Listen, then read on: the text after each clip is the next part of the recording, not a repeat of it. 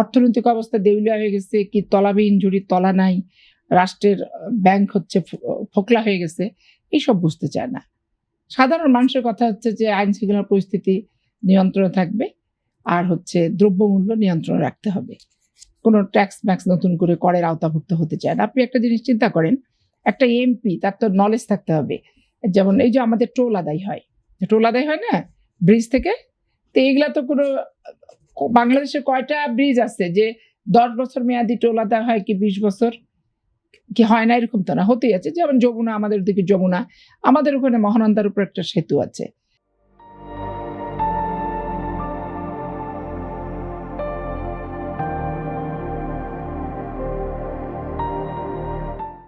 যে এখন ওই সেতুটাকে কেন্দ্র করে জামাত ইসলামের প্রতিশ্রুতি ছিল শ্রমিকদের কাছে যে তারা ক্ষমতায় এমপি নির্বাচিত হলে তারা টোলটা মুক্ত করে দিবে। এখন ধরেন এই টোল মুক্ত প্রতিদিন রিক্সা চালক থেকে শুরু করে ভ্যান চালক থেকে অটো, তাদের দলীয় যেগুলো আছে সেগুলোকে নিয়ে ডিসি অফিস, এসপি অফিস, তারপরে স্থানীয় যে আপনার এলজিআরডি অফিস, এক্সিন, প্রত্যেক দিন ধরেন মানববন্ধন করে মানে একটা অরাজক পরিস্থিতি তৈরি চাঁপাইনবাবগঞ্জে হচ্ছে। এখন আপনি যদি একটা এমপি হন, আপনি যদি বাংলাদেশের নাগরিক হন, আপনি বলেন তো যে টোল মুক্ত সারা বাংলাদেশের সব ব্রিজ যদি করে দেয়, একটা করলে তো সবই করতে হবে, তো সবই যদি করে দেয় তাহলে সেখানে তাহলে রাজস্বটা আসবে কিভাবে? রাষ্ট্রটা চলবে কি করে? রক্ষণাবেক্ষণটা হবে কি করে?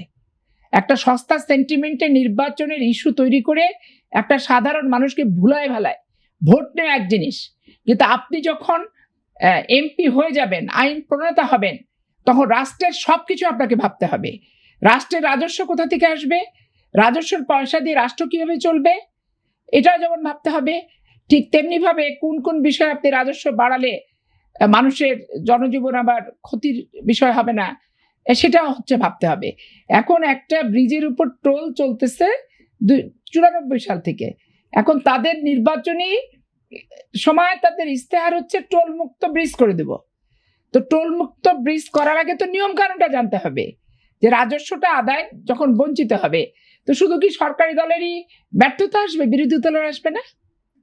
তো তাহলে এই যে সিলি জিনিসগুলা নিয়ে, ভোটগুলা প্রতারণা করে নিয়ে, এখন ধরেন নবাবগঞ্জ শহরে অফিস আদালত সবকিছু মনে হচ্ছে একটা বিশৃঙ্খলা, প্রতিদিন মিছিল মিটিং, প্রতিদিন জ্যাম, এবং প্রতিদিন মানুষ একটা বেকায়দা পরিস্থিতিতে আছে, এবং প্রশাসনের লোকেরা স্বাভাবিক যে কাজকর্ম সেগুলো তাদের বিঘ্ন করছে।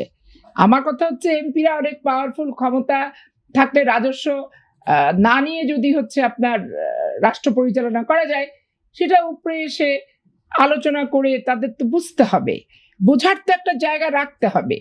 শুধু ওই প্রশাসনের উপর চাপ প্রয়োগ করে সস্তা সেন্টিমেন্টের উপর কথা বললে তো হবে না।